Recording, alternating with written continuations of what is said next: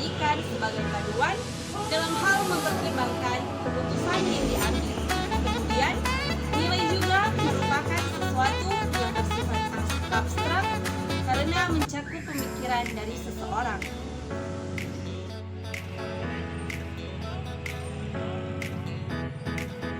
Norma adalah aturan yang berlaku di kehidupan masyarakat, aturan yang bertujuan untuk mencapai kehidupan masyarakat yang aman, tertib, dan sentausa.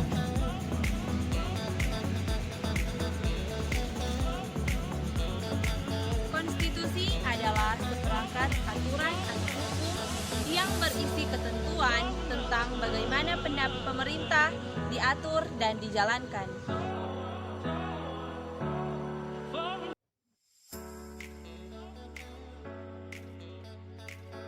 Konstitusi atau Undang-Undang Dasar atau disingkat UUD dalam negara adalah sebuah norma sistem politik dan hukum bentukan pada pemerintahan negara, biasanya dikodifikasikan sebagai dokumen tertulis. Hukum ini tidak mengatur hal-hal yang terperinci, melainkan hanya menjabarkan prinsip-prinsip yang menjadi dasar bagi peraturan-peraturan lainnya. Dalam kasus bentukan negara, konstitusi memuat aturan dan prinsip-prinsip entitas politik dan hukum. Istilah ini merujuk secara khusus untuk menetapkan konstitusi nasional sebagai prinsip-prinsip dasar politik, prinsip-prinsip dasar hukum termasuk dalam bentukan struktur, prosedur, wewenang, dan kewajiban pemerintahan negara pada umumnya. Konstitusi umumnya merujuk pada penjaminan hak kepada warga masyarakatnya. Istilah konstitusi dapat diterapkan kepada seluruh hukum yang mendefinisikan fungsi pemerintahan negara.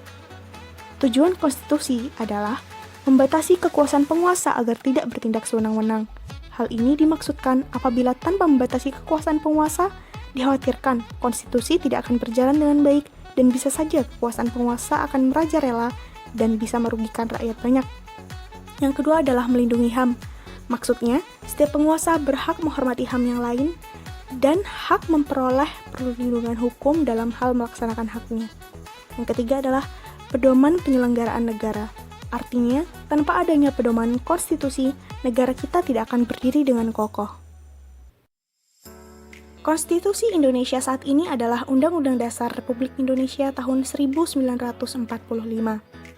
Badan Penyelidik Usaha Persiapan Kemerdekaan Indonesia atau BPUPKI yang dibentuk pada tanggal 29 April tahun 1945 adalah badan yang menyusun rancangan UUD 1945. Pada masa sidang pertama yang berlangsung dari tanggal 28 Mei hingga 1 Juni 1945, Insinyur Soekarno menyampaikan gagasan tentang dasar negara yang diberi nama Pancasila. Pada tanggal 22 Juni 1945, 38 anggota BPUPKI membentuk Panitia 9 yang terdiri dari 9 orang untuk merancang Piagam Jakarta yang akan menjadi naskah pembukaan UUD 1945. Setelah dihilangkannya anak kalimat dengan kewajiban menjalankan syariah Islam bagi pemeluk-pemeluknya, maka naskah Piagam Jakarta menjadi naskah pembukaan UUD 1945 yang disahkan pada tanggal 18 Agustus 1945 oleh Panitia Persiapan Kemerdekaan Indonesia atau PPKI. Pengesahan Undang-Undang 1945 dikukuhkan oleh Komite Nasional Indonesia Pusat atau KNIP yang bersidang pada tanggal 29 Agustus 1945. Naskah rancangan UUD 1945 Indonesia disusun pada masa sidang kedua Badan Penyelidik Usaha Persiapan Kemerdekaan atau BPUPKI. Nama badan ini tanpa kata Indonesia, karena hanya diperuntukkan untuk tanah Jawa saja. Di Sumatera ada BPUPKI untuk Sumatera. Pada sidang kedua, tanggal 10 sampai 17 Juli 1945, tanggal 18 Agustus 1945, PPKI mengesahkan UUD 1945 sebagai Undang-Undang Dasar Republik Indonesia.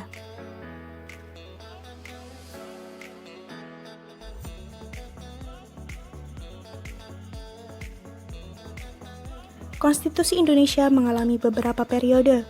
Yang pertama adalah periode berlakunya UUD 45 dari 18 Agustus 45 sampai 27 Desember tahun 1949. Dalam kurun waktu ini, UUD 1945 tidak dapat dilaksanakan sepenuhnya karena Indonesia sedang disibukkan dengan perjuangan mempertahankan kemerdekaan. Periode berikutnya adalah Konstitusi RIS, yaitu Republik Indonesia Serikat, pada tahun 1949, dimulai dari 27 Desember 1949 sampai 17 Agustus 1950. Pada masa ini, pemerintahan Indonesia adalah parlementer. Bentuk pemerintahan dan negaranya disebut federasi, yaitu negara yang di dalamnya terdiri dari negara-negara bagian yang masing-masing negara bagian memiliki kedaulatan sendiri untuk mengurus urusan dalam negerinya.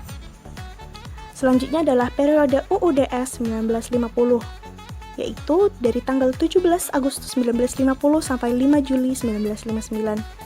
Pada periode ini diberlakukan sistem demokrasi parlementer yang sering disebut sebagai demokrasi liberal. Pada periode ini pula, kabinet selalu silih berganti. Akibatnya, pembangunan tidak berjalan lancar. Setelah negara RI dengan UUDS 1950 dan sistem demokrasi liberal yang dialami rakyat Indonesia hampir selama 9 tahun, maka rakyat Indonesia sadar bahwa UUDS 1950 tidak cocok karena tidak sesuai dengan jiwa Pancasila dan UUD 1945. Akhirnya, sampailah pada periode kembalinya UUD 45, yaitu dari 5 Juli 1959 sampai 1966. Karena situasi politik pada sidang konstituensi 1959 di mana banyak saling tarik ulur kepentingan partai politik sehingga gagal menghasilkan UUD baru, maka tanggal 5 Juli 1959, Presiden Soekarno mengeluarkan dekret presiden, yang salah satu isinya memberlakukan kembali UUD 1945 sebagai Undang-Undang Dasar, menggantikan UUDS atau Undang-Undang Dasar sementara 1950 yang berlaku pada waktu itu. Pada masa ini terdapat berbagai penyimpangan UUD 1945, diantaranya Presiden mengangkat ketua dan wakil ketua MPR DPR serta MA serta wakil ketua DPA menjadi martir negara, dan MPRS menetapkan Soekarno sebagai presiden seumur hidup. Selanjutnya adalah periode 1945 selama masa Orde Baru. Pada masa ini, pemerintah menyampaikan dan menyatakan akan menjalankan UUD 45 dan Pancasila secara murni dan konsekuen. Kemudian dilanjutkan oleh masa periode 21 Mei 98 sampai 19 Oktober 99. Pada masa ini dikenal sebagai masa transisi, yaitu semenjak Presiden Soeharto digantikan oleh B.J. Habibie sampai dengan lepasnya Provinsi Timur Timur dari NKRI. Yang terakhir adalah periode perubahan UUD 1945. Latar belakang tuntutan perubahan UUD 1945 antara lain karena pada masa Orde Baru, kekuasaan tertinggi di tangan MPR, kekuasaan yang sangat besar pada Presiden, dan ada banyak pasal-pasal yang terlalu luas sehingga dapat menimbulkan multitafsir, serta kenyataan rumusan UUD 1945 tentang semangat penyelenggara negara yang belum cukup didukung ketentuan konstitusi.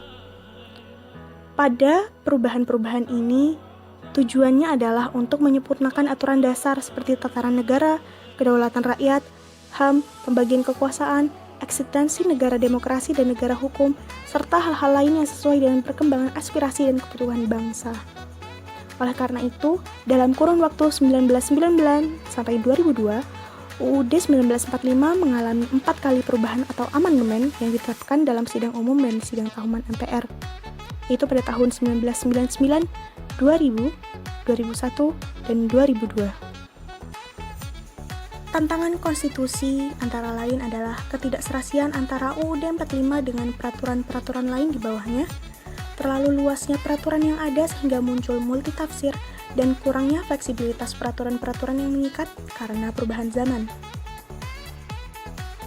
Konstitusi berfungsi untuk membagi kekuasaan dalam negara. Kehadirannya dimaksudkan untuk mencegah terlalu besarnya kekuasaan suatu lembaga pemerintahan atau bisa disebut overpower, yang dapat disalahgunakan untuk kepentingan pribadi alih-alih untuk kemaslahatan masyarakat.